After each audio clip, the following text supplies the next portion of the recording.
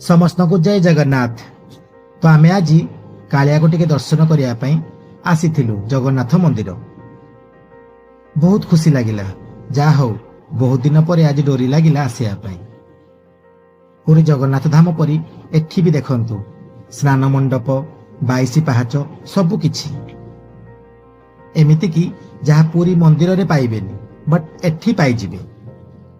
कौन कहले देखी, एई देखंतु टंक तोराणी जहाँकि पुरी मंदिर रे एबे मिलुनी बट एठी मिली जाए। आपण माने चाहिले घर को मध्य नहीं पारिबे। आउ एठी गजा फेणी मालपुआ सबु किछि मिलुची। आमे मध्य घर पाए किछि आनिके आसिनी। सबुठु बड़ कथा हला पुरी रे जगन्नाथ धाम को श्रीक्षेत्र कहा जाए।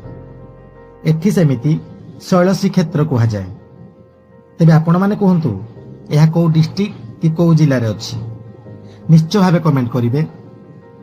आ जदि आसी नाहांती तेबे आसिके दर्शन निश्चय भावे करंतु, बहुत भल लागिबो। तो फाइनाली आमे बे बाहर जाइथिलु प्रभुकर संध्या आरती करी। अरे ये कौन गाड़ी पार्किंग पाई 30 टंका रिसीप्ट कटा हेछि। आमे तो भाबितिलु पूरा पूरी फ्री। हौ मु पेमेंट देकी बाहरुची। समस्त को आउ थरे जय जगन्नाथ।